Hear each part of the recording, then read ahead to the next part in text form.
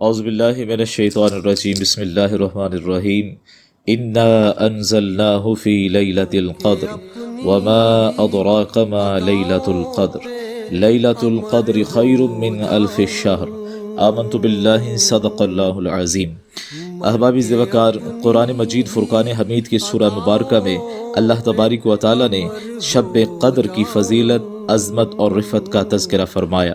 احادیث مبارکہ میں آقا علیہ السلام نے بہت سی علامات شب قدر کی بیان فرمائی۔ یہ علامات بعض احادیث سے ثابت ہیں اور بعض اہل کشف نے اپنے کشف سے بیان فرمائی ہیں۔ اس رات کی صبح میں آفتاب مثل تشت کے نکلتا ہے۔ اس رات کی صبح نہ سرد نہ بہت گرم ہوتی ہے۔ اس رات تارے نہیں ٹوٹتے۔ اس رات کی صبح کے وقت ہلکی ہوائیں سرد چلتی ہے۔ اس رات کھارے چشمے میٹھے ہو جاتے ہیں۔ اس رات وقت نزول انوار درخت سجدہ کناں ہوتے ہیں۔ اس رات انوار غیبیہ ظاہر ہوتے ہیں اور قلوب تاریک کو منور کرتے ہیں۔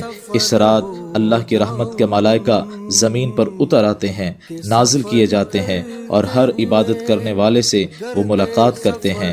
حضرت سیدنا جبریل امین علیہ السلام ہر عبادت گزار سے کہ جس کا حکم ہو اس سے مصافحہ کرتے ہیں۔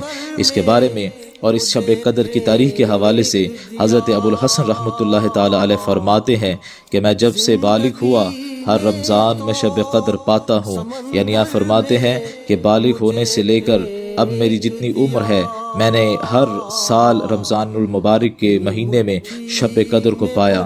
اور آپ نے اپنے مشاہدے میں یہ بیان فرمایا کہ جب بھی مختلف دنوں میں یکم رمضان آیا تو اس کے حوالے سے آپ نے تاریخوں کا یہ متعین فرمایا کہ اس رات شب قدر مقرر ہو سکتی ہے۔ آپ فرماتے ہیں کہ اگر پیر کے روز رمضان کی پہلی ہوئی تو 21 کو شب قدر ہوگی، اگر ہفتے کے روز رمضان شریف کی پہلی ہوئی تو 23 کو شب قدر ہوگی، اگر جمعرات کو رمضان شریف کی پہلی ہوئی تو 25 کو شب قدر ہوگی، اگر جمعہ یا منگل کے روز رمضان شریف کی پہلی ہوئی تو 27 کو شب قدر ہوگی، اگر اتوار یا بدھ کے روز پہلی ہوئی تو 29 کو شب قدر ہوگی۔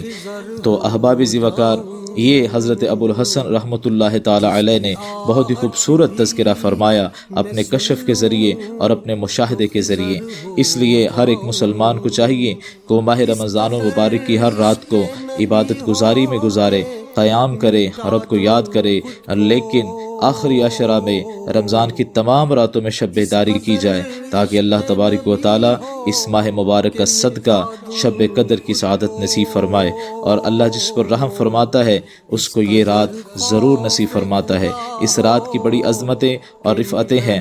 اللہ تبارک و تعالی کی ذات پر برکات اس رات اپنے تمام ملائکہ کو زمین پر نازل ہونے کا حکم دیتا ہے، اور حضرت جبریل امین تمام فرشتوں کے ساتھ زمین پر تشریف لاتے ہیں اور ہر عبادت کرنے والے سے حضرت جبریل امین اللہ کے حکم سے کہ جس کا حکم دیا جائے اس سے مصافحہ کرتے ہیں، اور مصافحہ کرنے سے یہ رقت امیز کیفیت آتی ہے۔